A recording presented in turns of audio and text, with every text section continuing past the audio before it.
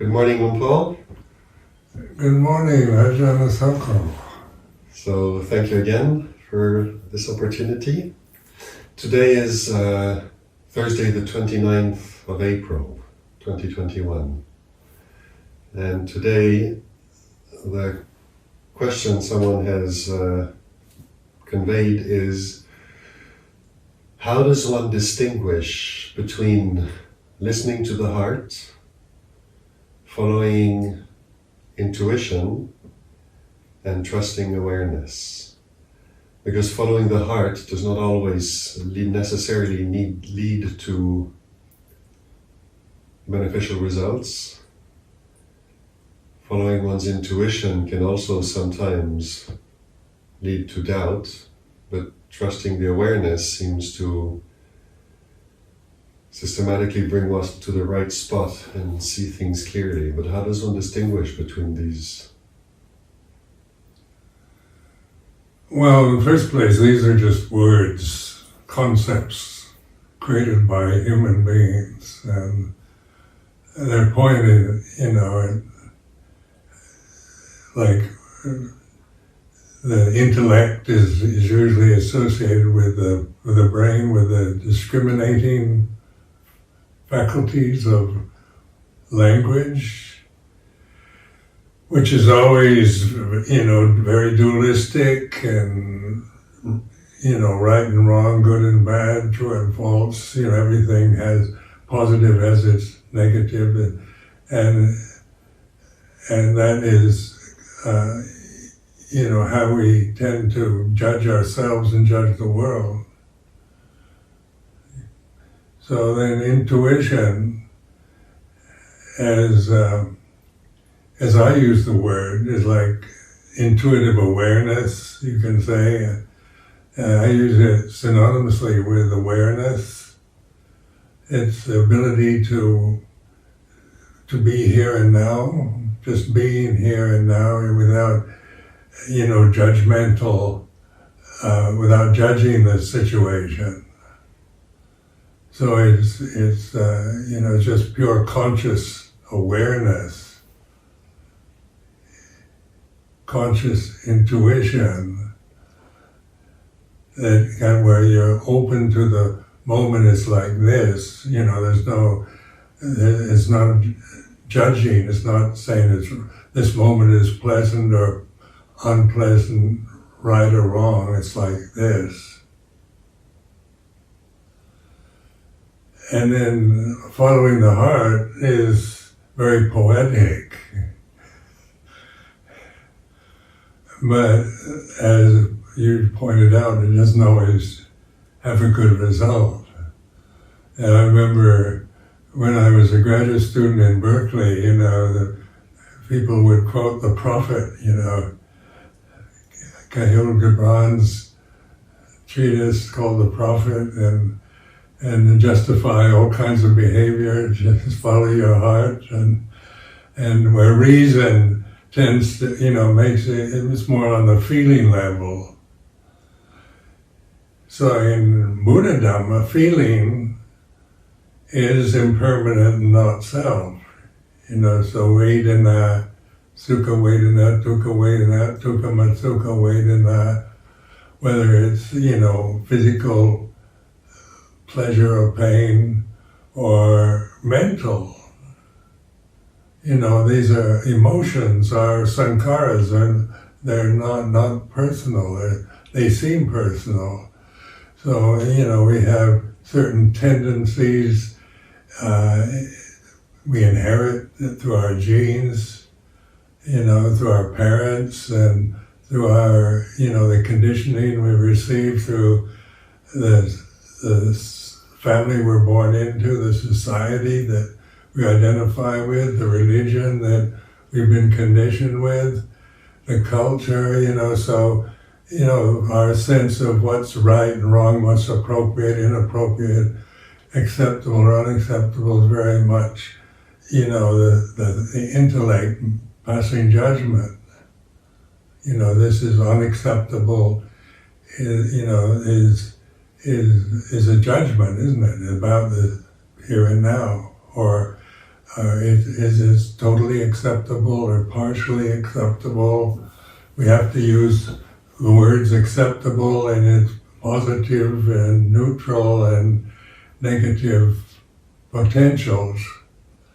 So that's all proliferation, that's thinking. Thinking is all impermanent. You can't, the passing judgment is very much conditioned by how we've been programmed through our culture, through our religion. So, and then following the heart is very appealing as a poetic image. And rather than just following what everybody tells you to follow. But as long as it's about a feeling of right and wrong, good or bad,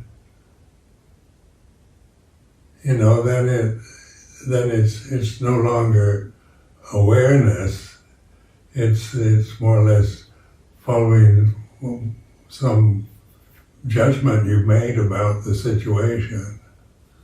And maybe the judgment is right or wrong. I'm not saying they're all wrong. Judgments are necessary in the material world that we live in. But it's not liberating because, we become obsessed with righteousness, we become indignant at the corruption and vice and sins of the world, and we have strong feelings, emotional reactions to things that we see and hear, smell and taste and touch. But what is aware? What is aware of all these sensory experiences is consciousness, awareness or mindfulness. These are just words. And consciousness isn't created out of ignorance. Consciousness through the senses are, we have sensory consciousness which we strongly identify with. So what we see, consciously aware of seeing and feeling and hearing, and through the forms of and the experience of sensory experience in the present, we're aware of it, which can be pleasant or unpleasant. What you see can be beautiful or horrible, in terms of it, the judgmental process. But the consciousness isn't judging it, it's the thinking mind that passes judgment. Because whether it's beautiful or ugly, they're, all sankharas, good and bad, right and wrong, all these terminologies of dualistic terminologies are, all of them, the best and the worst are all conditions, all phenomena. So, that what is aware of that? Can one phenomena be aware of another? Can one condition be aware of another condition? Can one sankhara be, form a judgment about another sankhara? So, do sankharas, are they really, this feeling of vedana or emotion that strongly have a sense of personal identity, seem very personal and private. A lot of our emotions, we don't want anyone to recognize. So we learn how to be socially acceptable by not just following our emotions, no matter what we're feeling in a particular social situation. And, we're trained from childhood when, not to follow our emotions, but to, be positive and suppress the negative ones. But that's all conditioning. So but what is it that recognizes the conditioning is sati, sampajanya, satipanya, or mindfulness and wisdom. And this kind of wisdom isn't about right and wrong anymore. It's about the way things really are. So, and the Buddha, in his teaching, made that very clear. All conditions are impermanent, and then all Dhamma is not self. Sape sankhara anicca, sape dhamma anatta. Well,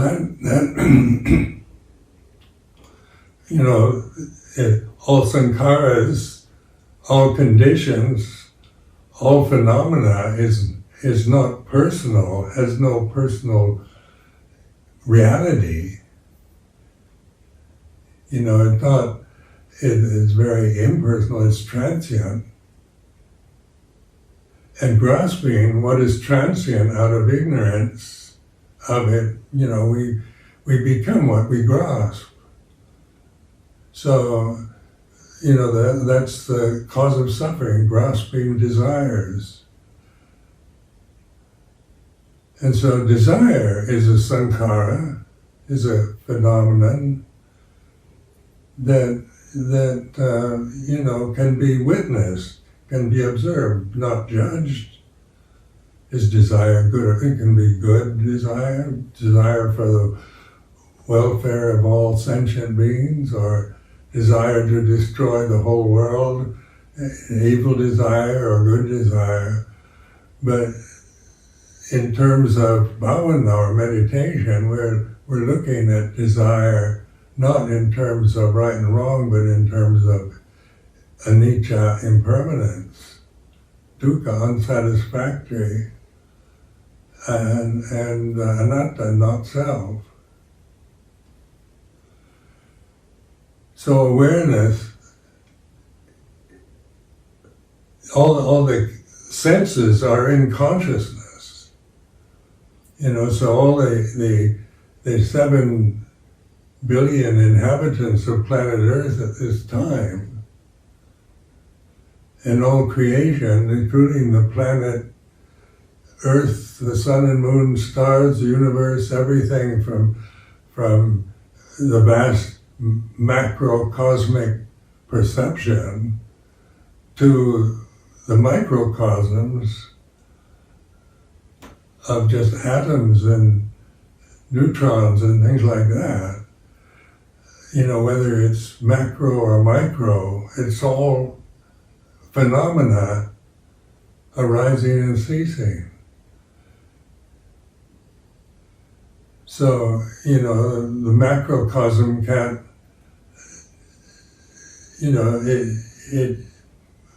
it can have views about the microcosm, like we can have views about other religions or other political systems, and some are intelligent, well-informed views, and others are very biased, prejudiced, ignorant views that we adhere to. But the problem of suffering is the attachment to views, to phenomena that we create. So in terms of intuition, which is used like following the heart, so you oftentimes align with that kind of romantic image, I'm using it in terms of this awareness, intuitive awareness I use quite often, consciousness, mindfulness. And then like if we have an intuition, should we say something now, or should we just keep quiet? We because of certain conditions that exist in a social situation. This is, thinking, isn't it? Should I say something? You're still thinking that you're a separate individual person who should say something to put things right, or to make things clear, or to affirm positive views that you're hearing, or views that you agree with. There's still this sense of a separate self, of how I approve of what is being done or said, or how I personally disapprove. And you can, you get a feeling in a situation where there's arguments, two people are arguing with each other, you tend to take sides with one over the other, prefer one view over the other view, and then you have the same feeling of aversion towards the opposite view. So, and you can be aware of that. It's like, it's awareness is aware.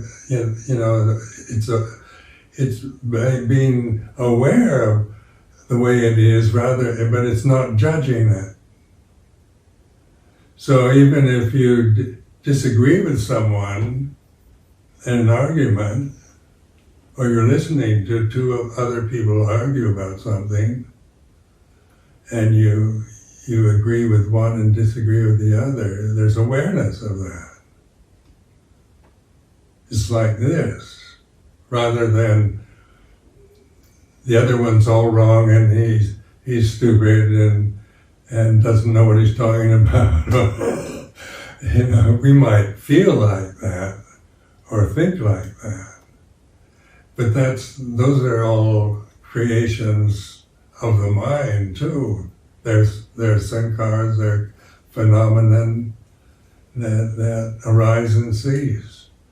So in Bhavana, and Vipassana, it's this kind of dedicated, intuitive awareness of using every situation just to whether it's pleasant or painful, or agreeable or unagreeable, or right or wrong. You can be aware that I think when you feel somebody's wrong, you can be aware that's a feeling that comes and goes. You don't feel that way all the time. And then we get into the subject of righteousness. And right and wrong are very strong feelings. If it's right, then and I agree with what's right, that seems absolute. I'm absolutely right. And if you don't agree with me, you're absolutely wrong. We put them in terms of making absolutes out of phenomena that are changing. So this is suffering, because right and wrong depend on so many conditions. Just in terms of this, this intuitive awareness or intuition, you raise the examples of agreeing or disagreeing with someone, or in an argument between people. There's also another type of situation where people sometimes wonder what to rely on to guide a decision in some situations where a choice has a much bigger impact in their lives. Such as, for example, it could be a change of careers. It could be whether to move houses, make a choice in terms of medical treatment that might be very important in your life, whether you decide to go with a medical treatment or just let things take their course. So some people, sometimes this sense of what to trust and where to go inside in order to make a decision, what to trust. In that context, how do you differentiate between what you refer to as intuitive awareness and recognizing the things the way they are, the uncertainty of a situation, the need to find this kind of need, one feels a need to find an answer that will give us a sense of certainty. What is intuition? How to follow one's heart in that kind of situation? Well, it's learning to trust the awareness, and then the decision comes from wisdom rather than from conditioning. And how do you know it's wisdom then? Well, that's why you've got to trust. You know, it's like you can be caught in doubt. Should I get this medical treatment or shouldn't I? Should I be vaccinated or shouldn't I? And you can see it as doubt. But then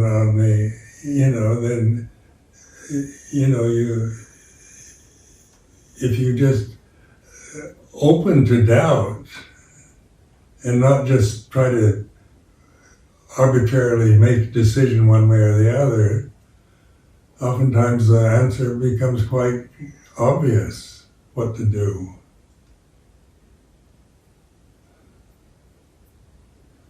And intuitive awareness allows us to function. We aren't just immobile kind of beings that just watch everything change, in some kind of very passive way. But action is a part of human experience. So these forms, right action, right speech, right livelihood, are part of the path of liberation. But oftentimes, this is where we need to doubt or question, because we are informed by a lot of opinions, a lot of propaganda, a lot of biased views, prejudices, and fake news, that is available on the mass media and by the societies we identify with. So, we're constantly being influenced with information. But in terms of bhavana, it's the ways to put it in the context of knowing it's like this, and then the decision will make itself, what to do or not to do. Like when I was, before I ordained as a Samanera, I was, teaching English in Bangkok, and I already had a airplane ticket flight from Bangkok to Calcutta into India. I'd never been to India, and I had studied Indian culture and history and religion in a master's program in Berkeley. So, so I'd always wanted to go to India and find Indian culture very interesting. But I was meditating at Wat Mahathat in Bangkok, and I was, finding it quite helpful. And I had this airplane flight ticket to India. And then I'd get caught up in, should I ordain? I wanted to ordain eventually, but should I go to India first or should I not go to India and just ordain? And I remember getting caught in a lot of anguished doubts and trying to decide which would be the best thing to do. And one night I was in my room by myself, and I started feeling just this incredible desperation of having to make a choice. And an inner voice came out inside me and said, "Shut up and ordain." Now that wasn't like a personal choice in terms of right and wrong, good or bad. It just came from, wisdom. And that's what I did. Would it have been unwise to go to India? I don't know. But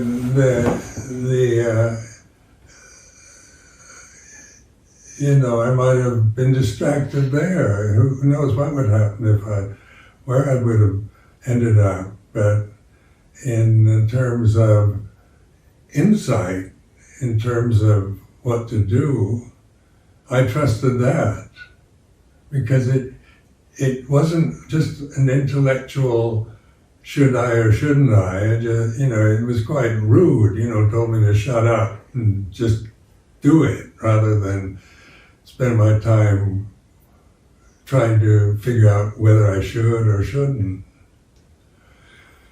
So I've never regretted that. That was an intuitive insight. It came from the empty mind, not from the personal sense of right and wrong or intellectual proliferation. Did you recognize that as wisdom when it arose, or is this in hindsight that you recognized it was a wisdom manifesting? I don't remember. I remember that's was the answer to the doubt. It just cut through the question. Yeah, it just cut through all this doubting, wondering what's right, what's wrong, what should I do? Should I go to India first? And I could always come back to Thailand. You go endlessly on and on about different possibilities, or maybe ordaining in India or Burma, or and the mind proliferates endlessly about other possibilities. But something that I can't claim as personal choice. But some people, I've heard several people ask this question in this kind of situation: what if you don't have one of those voices coming up and cutting through all the doubt? Where do you go as a refuge from the doubt, or how do you navigate all the questioning and the anxiety? Figure it out for yourself. If you're aware, like anxiety or doubt, it's this is the attachment to thought. So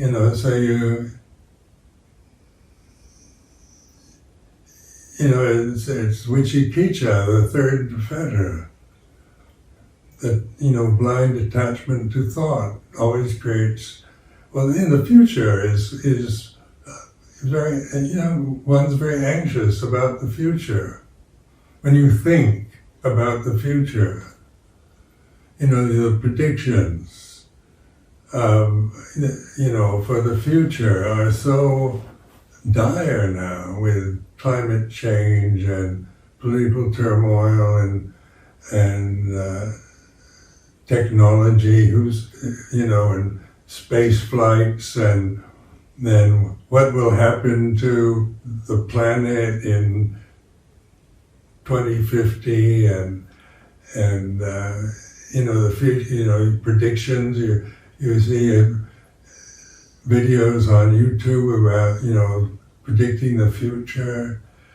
And, one thing is modern technology is going to cure cancer and make everything right. And I remember,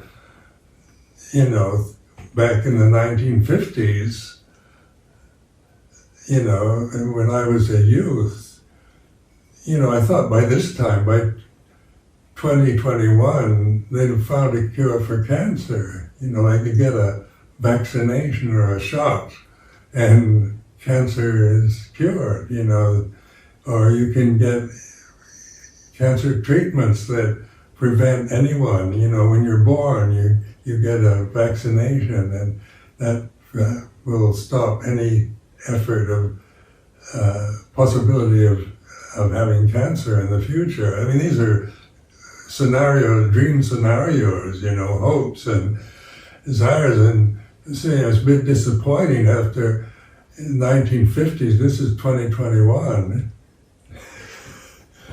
Cancer is still a big problem for people. When somebody says they have cancer, you feel a certain kind of dread in your stomach. Every time, at my age, at 86, every time I have a physical checkup, I keep thinking maybe they'll find cancer, inside. Don't know what's going on in the internal organs. And they do this ultrasound at the hospital, where they have this machine where they apply it to the trunk of your body and your internal organs, and you keep expecting, at 86 there's something going on there that I don't know about, and maybe, it's pretty dangerous.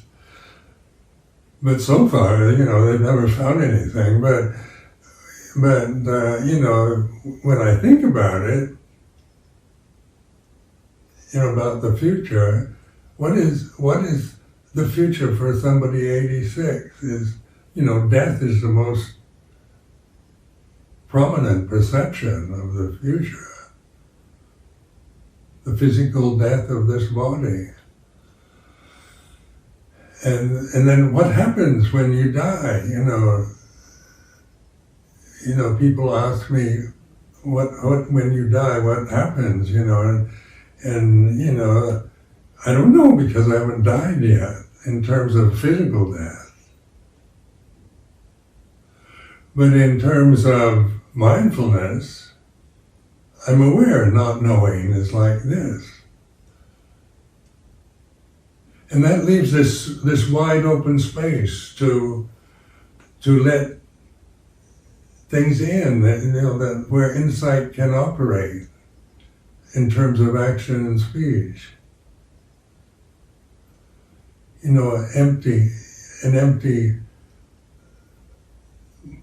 Something empty that you can fill it with anything. And if you're just busy filling the empty space with a lot of rubbish, there's no, wisdom can't manifest in any positive way. So when we're anxious, suddenly worried about the future, we're constantly filling our minds with fear, anxiety, and worry. And these are like phantoms that haunt our lives, even when we're in very safe and pleasant circumstances. Why do people drink alcohol and take drugs? Why is there so much problem now in modern societies with drug addiction, alcoholism? Because, it changes the mental state. Because the ordinary mental state is just this busy mind nattering on, worrying about the future or resenting past experience, carrying grudges, wanting to seek revenge, self-pity, blaming others. And then the future, is the future kind of utopian dream is that everything will be set right. But the past is a memory, you can't set the past right. It's, you see a memory as a condition that arises and ceases, and that's what it is. And all your imagination about the future are just images you're creating in the present. So in terms of wisdom, then in terms of right, samadhi, or right understanding, or perfect understanding, is this open reality of awareness in which right action, right speech, right livelihood can be recognized. And it's not a matter of just choices that one makes, on some kind of personal level. It just, it's like a gift, insight, something that you know for certain that gets beyond doubt. You mentioned earlier not knowing, and how the uncertainty of the future and recognizing that we don't know actually opens up the space. That's something that people generally find difficult to do. Yeah, because the desire is always to find an answer to every question, a solution to every problem, a name for every form. This is conditioning. Like nothing really exists unless we have a name for it. And and then we, every problem needs a solution. And every question you want an answer. So, when people say, "How are you, Ajahn Sumedho?" I say, "Fine," that's an answer. But that's an habitual answer. I don't want to tell people exactly how I feel every moment. It's just a way of a kind of, rhetorical acknowledgement of existence. I remember one man I met years ago who was a very intellectually gifted person. Asked him how he is, and he started telling me in detail. And all I was wanting was just recognizing, I see you, you're here, and so forth. So fine is just fine, really. But unless the person is really curious, because you're having some medical problem, then I want to know how you are. That's a different thing. But the time and the place and the situation. And when I went to live in Borneo, in Malaysia, years ago, and people, they wouldn't ask me in Malay, they'd ask me, "Have I eaten yet?" And I kept wondering, why did they always ask me what I've eaten? They invited me for a meal, because in the Western world, we don't say, "Have you eaten yet?" as a kind of rhetorical greeting. Or in Thailand, one time when I was learning Thai, one of the monks said, "You're here." And then I said, "Well, of course I'm here."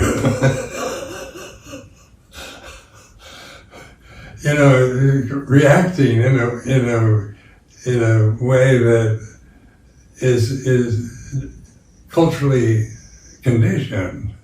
So much of language is it's all culturally conditioned.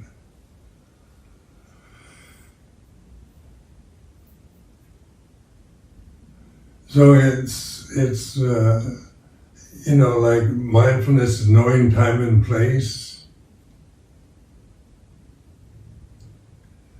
When you don't know time and place, then you are, a bull in a china shop, or, you're saying things that are inappropriate at the time, and you've got to trust this, this awareness of the situation is like this. And, in a meeting, like here at Amravati, they have a lot of meetings, and then I don't attend these meetings usually, but meetings always, it's time and place. A meeting situation is like this. It's when it's senior monks meeting, it's like this, and when it's senior nuns, then you can't, it's different situation when you have junior nuns and anagarikas all meeting with senior nuns. It's like this, and so it's a way of receiving the situation in the present moment without judging it. Then your position in that situation, your relationship from junior to senior and novice to Mahatera and all that, and what is appropriate to bring up as a subject or what isn't, rather than just babbling out what you're feeling in the moment, totally unaware of how it's affecting others. So, intuition is, you go to situations where you feel the vibrations are strange or evil. I've been in places where I've just had this feeling that something terrible's happened in this place. And it's totally unrational, it's just a feeling. But there's nothing in the situation, that you can see or hear that is evil. What is that, But, do you have to call it evil, or do you just know in the time and place it's like this? And, whether you stay or go is more spontaneous. It's spontaneity that one responds to particular situations rather than just reacts out of habit. Otherwise, we're just creatures of habit. You say this and I react to it. You criticize me and then I just react to it. Or I listen to it. It's like this. So, then I can respond rather than just react to it. My reaction could be very, violent or harmful, just reacting to somebody criticizing me, in terms of conditioning and position and character tendencies. So everybody's very much aware of political correctness now, which also has its flaws, doesn't it? It's hard to say anything directly without offending somebody. But, this is carrying right speech to, without intuitive awareness.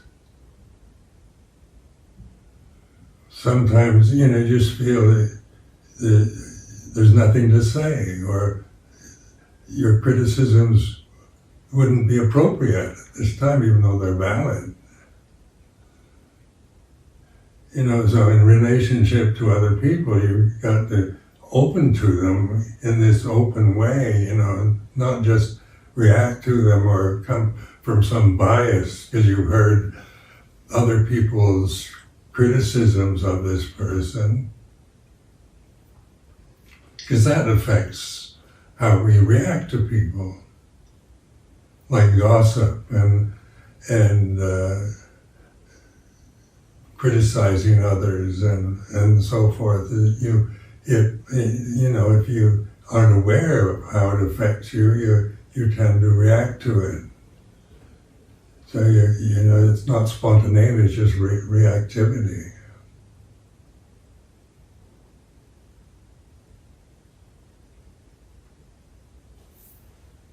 Okay, well, thank you for these reflections.